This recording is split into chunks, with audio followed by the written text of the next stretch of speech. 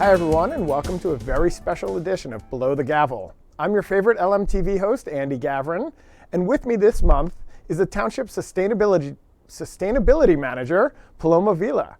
Welcome to our show, Paloma. Hi, Commissioner Gavrin. Thank you for having me. And you must call me Andy and not Commissioner Gavrin, or the show is over. Okay. So I guess the first question, any relationship to Bob Vila? You know, I used to tell people that he was my uncle because I thought that would make me sound cool, but it didn't, so I stopped. So Okay. No relation. I think it's, first of all, you don't need it to sound cool, but I think it is pretty cool. Okay. So you've been here for what, about a year and a half now? And tell us a little bit about your role here. Yeah, so I've been here for just about a year and a half, and here at the Township, what I do is I help guide Township operations towards practices that protect the environment and help reduce carbon pollution. And I also develop policies and practices that help residents and businesses reduce their emissions as well. Very cool. And what did you do before you got here? So before I came to the Township, I had just earned my Master's of Sustainable Engineering at Villanova. Nice. Hopefully near Go and dear to your Cats. heart, yeah. And I'd also worked for the prior 9 years as an environmental engineer and project manager in the environmental remediation space. Gotcha. Nice. How's it been so far? It's been great. The Township is really committed to changing the way it does things and becoming a more sustainable township. I've had a lot of support from staff and commissioners to really get going and get started on sustainability initiatives. And it's just a great place to work. So I'm happy to be here, and it's been a great 18 months so far. That's great. Excellent. So you report into the Township Manager, right? Correct. So we have, obviously, there's sustainability initiatives through Building and Planning Department, through Public Works, through Parks and Rec, across our township. How does that work with your interaction? So you're in that office, you're not in any of those departments. How does that interaction work with the various departments? Yeah, so one great thing about the Township and our operations right now is that staff are generally pretty knowledgeable about sustainability as it relates to their area. And even before I came, there was lots of sustainability initiatives going on in the various departments. And of course, they're extremely knowledgeable about how to deliver quality services and keep things running.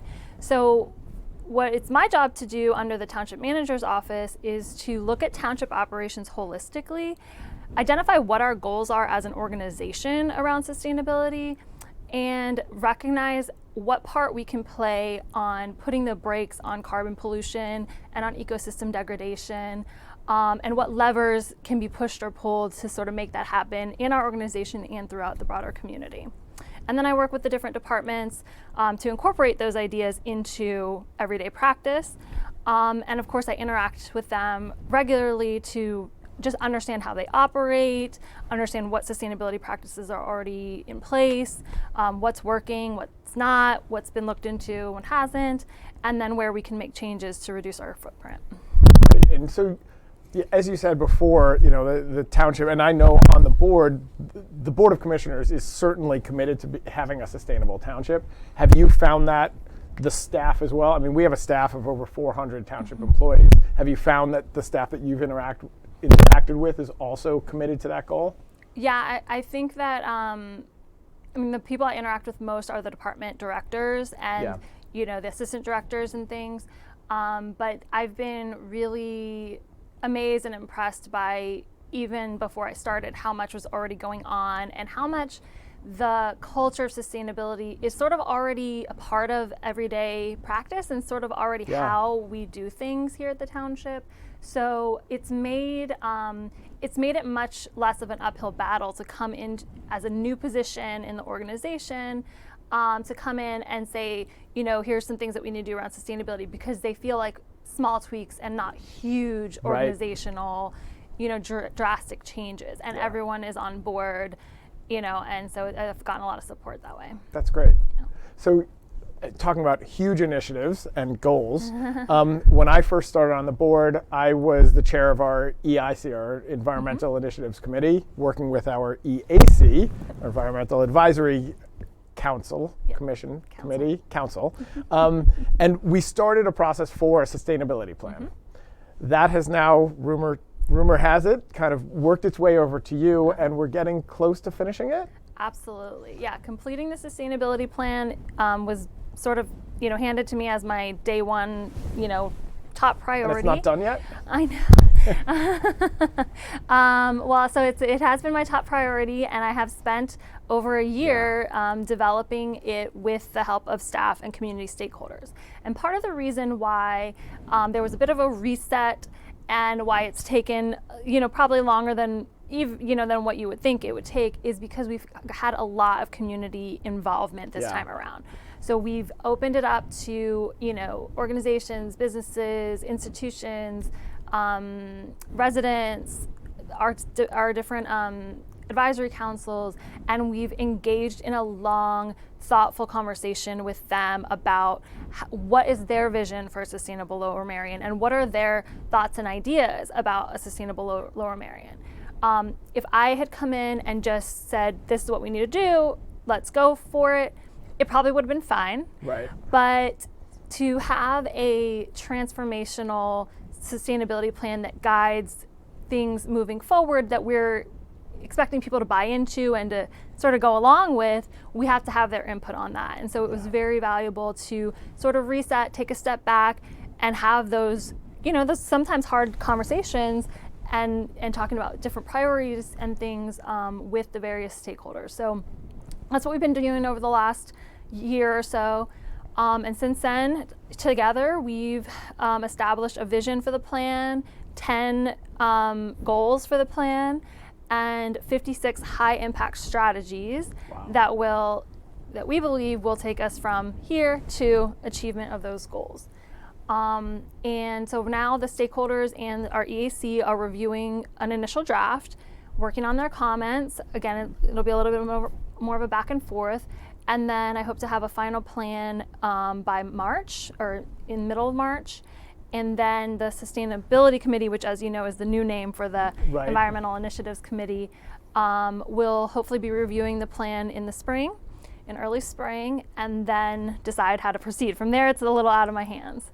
So, but I'm really proud of the work that's been done so far, not just by me, but by everyone who's been involved. It's wild to think that people have been on this ride for over a year and are still showing up to meetings and still, being part of the process. So, so I'm just ready to get it out the door, and I'll kick my feet up for about 10 seconds before it's time for implementation. So I was going to ask, how great is that glass of champagne going to taste? I'll stop for a glass, and then it's time to go. Time to keep moving. And I assume you'll recycle the bottle afterwards.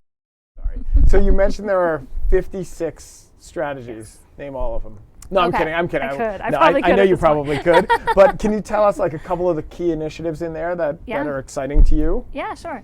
So overall, the plan focuses on reducing and sequestering carbon pollution, which as we know is a great threat to the global environment, but also becoming more energy efficient, reducing waste, protecting our natural resources, and encouraging walking, biking, and public transportation. So that's sort of the overall framework. Okay. Specific projects that are implemented as part of that have to be considered by the board, as you know. But they could include things like transitioning our township vehicles, HVAC systems, and maintenance equipment to electric, which is a big hot topic right now, as you know. But the reason it is a big hot topic is because it's one of the most impactful things that you can do to take your carbon emissions from here to here, and it's a long process, so it's got to get started pretty soon.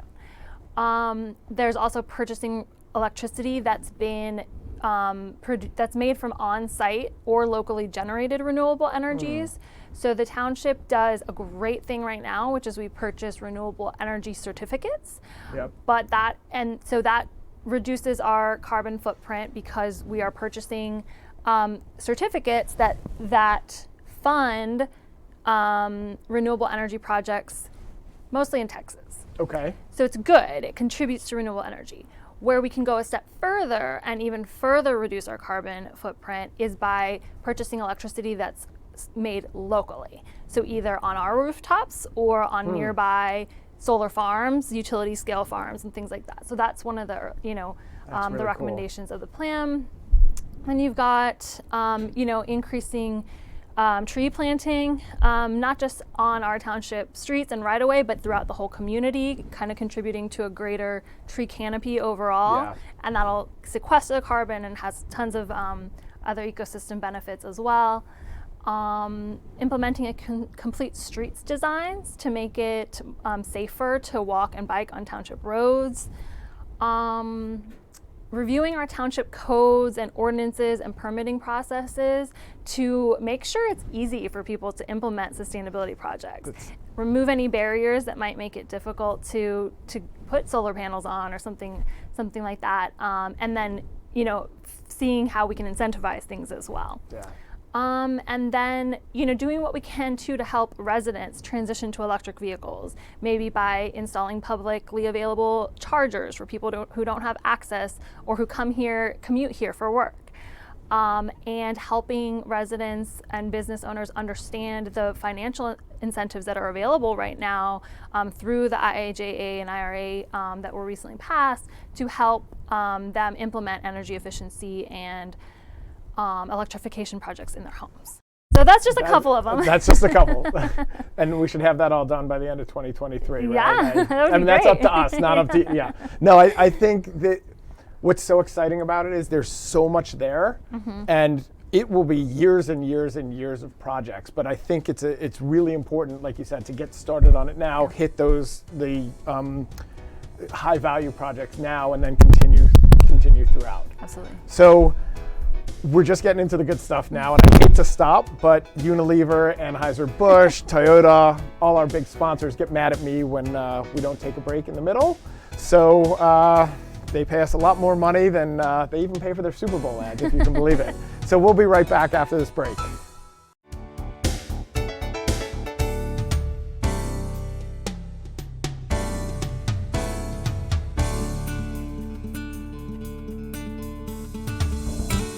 And we're back.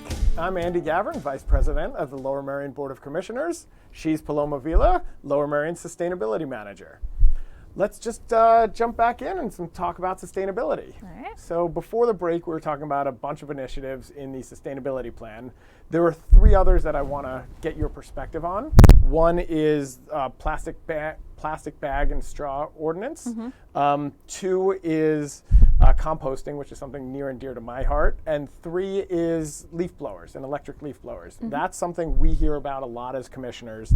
A lot of residents complain about noise, obviously, but it's also, you can see just the plumes of smoke coming out of them.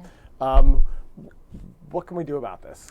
Yes, so gas-powered leaf blowers and sort of transitioning away from them is in alignment with this goal around transitioning our gas-powered things to electric in order to reduce our carbon emissions. So it definitely fits in with the sustainability plan and with those strategies and goals, but we can't get rid of all of the leaf blowers in the township in one fell swoop, right? As much as that'd be great for noise and the environment, we do have to think about how prohibitions on leaf blowers would affect residents and commercial landscapers, and any action that's taken would need to consider those impacts, consider the cost and technical feasibility of alternatives, and most importantly, give people time to make the transition, right? We don't want people just taking their leaf blowers and throwing them in the dump, right? If they're operational, we want to give people time to transition, buy the equipment that they need, without imposing a huge cost burden or making it difficult for them to operate their businesses, right? But the township can look to other municipalities on how they've phased out gas-powered leaf blowers. There are dozens of municipalities around the country that have done it, so it can be done. And to just come up with something that works for our community. Every community is different, right? So our leaves aren't the same as the leaves in California, right? Like there's lots of different stuff going on there. So, but we can look to them as examples and kind of see what works for us. And then in the meanwhile, we can help residents understand that leaves aren't litter. It's okay to leave them in your yard if that's where they fall. If you want to run over them a couple times with a lawnmower, create a little bit of mulch, that's fine. And it's actually great for the environment to do that. Your electric lawnmower. If you can. Even if it's a gas-powered lawnmower, it's still better than a gas-powered leaf blower. Because if you're already mowing your lawn, right, and you just run Right. over the leaves, that's fine.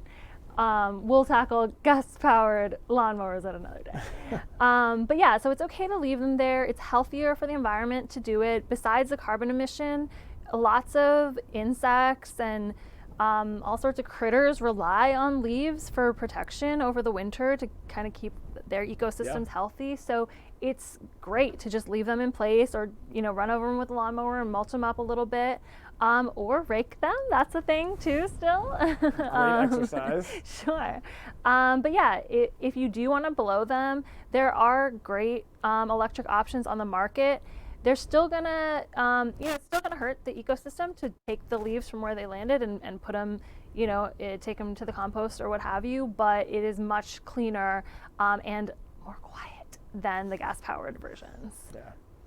And Maya, Rachel, and Dahlia, if you're watching, did you hear Paloma? You can rake those leaves. It's great exercise. You're not watching. Who am I kidding? But one thing you had, you mentioned early on was not just say, hey, we want to get rid of this, let's just do it. Like taking a thoughtful approach and looking at data and looking at what's possible and how things work. And you and I have had multiple conversations. And one thing I really appreciate you, and I think we're really lucky to have you on board, is it's not just knee-jerk reactions. These are things we want to do. It's how do we do it in a thoughtful way, in a way that makes sense, and is not only great for the environment, but it works for what technology's out there. It works economically, right? Because we'd all love, if we could snap our fingers and tomorrow change everything over, we would do it. It would cost, I almost said hundreds of millions of dollars to the township, more, billions of dollars to the township, and the technology's not even there now. Now, it's more than an economic issue, right? Sustainability, if we just did what economically makes sense, you're not going to change fast enough. And it's important for us to factor that in. But the fact that you consider that as well, I think, is one of the reasons you are so great in this role. So I'm glad you mentioned that. Plastic bag ordinance, it's something I actually started working on about four years ago. We were doing great. We did a survey. We were working with some high school students who were really excited about it. And then we slammed on the brakes because the Pennsylvania legislature said you can't do this. You cannot ban plastic bags and straws. And they just recently lifted that, and we're back on it. So can you tell us where things stand? Yeah, so there had been a lot of work going into this before the ban was in place. And then, as I mentioned, my priority has been the sustainability plan, but the EAC has really pushed to have this kind of come back on the radar. And so, and since the ban was lifted, 14 municipalities in Pennsylvania have passed plastic bag ordinances, and most of them are in this region. So the EAC has this draft ordinance prepared, and by the time this airs, I believe it will have been discussed at a sustainability committee. Wait, this isn't live? So if it's adopted, the ordinance would take effect 6 months after it's enacted, and it would ban plastic bags, and paper bags would still be allowed. But because there's a cost to businesses, again, thinking about the financial impact, because there's a cost to them to provide paper bags over plastic bags, plastic bags are much cheaper.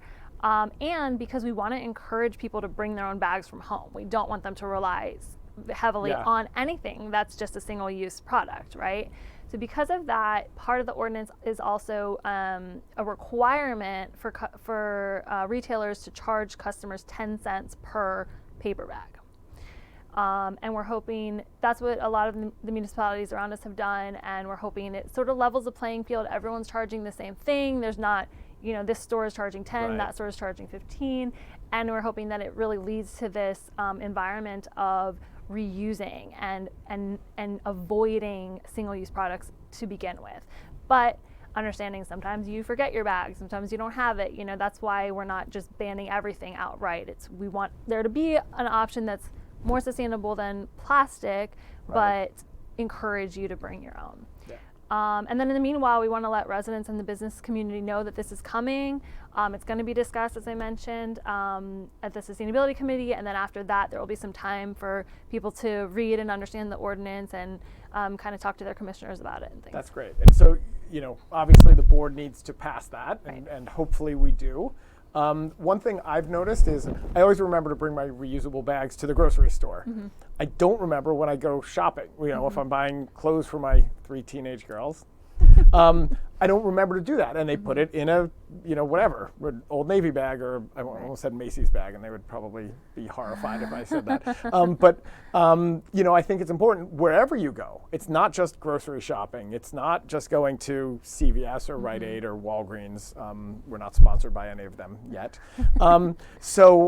That's one thing that's important. And if there are any sponsors out there who would want to, maybe we could have them create hundreds of thousands of reusable bags for township people. You could put your logo on there, and I don't know. What? I think by now, a lot of people have bags, right? It's just Lot whether to, you yeah. own, whether you carry them with you or you don't. So what would be even better than sponsoring new bags to be created, which come at an environmental footprint, is to create some system where there's a give and take of bags, where you can take your bags back to the grocery store or to the Old Navy or what have you, or if residents just help each other out. Hey, you don't have a bag, I have an extra one. Do you want it? Like a kind of give a penny, take a penny, give a bag, take a bag. Such an concept. awesome. That's why you're here. That's why right? I'm here. That's why So you're yeah, here. we can do better than producing a bunch of new things that at the end I think people they're out there. We just need to kind of Reallocate. Yeah. I love it. So the goons behind the camera right now are jumping up and down and saying, you only have 2 minutes left, you only have 2 minutes left. I really want to get to composting because I think it's super important. When I started composting a couple years ago, my trash is way down, especially in the fall with pumpkins and the jack-o'-lanterns we carve, and they disappear in a month. It's amazing. Tell us what's going on in composting. Yeah. So food waste is a huge contributor to carbon emissions and other forms of pollution. And so it is a goal in our plan to reduce food waste and not just not just your food scraps, but even upstream. How can we encourage residents to buy from local farms, buy sort of ugly produce, if you will, so that's not getting thrown out way upstream. But one of the recommended strategies in the plan is a municipal compost pilot program. And that would mean examining how can the township either pick up waste from our residents and compost it, or incentivize them to use a third-party composting company, or encourage them to backyard compost, like it sounds like what you do. So that's one of the recommended strategies, and then we would sort of test that out, see how it works before hopefully rolling it out township-wide. Love it. I think there's so much we can. I mean, like you said before, we are doing a lot. We are a township that cares about sustainability, but there's so much more we can do. And I think you highlighted a lot of that for us today. So thank you very much. My pleasure. Sadly, folks, we're out of time. It's been great having you here, Paloma. And thanks for joining us on America's #1 municipal-based show with the word gavel in the title. To everyone watching, thank you, and we'll see you next month.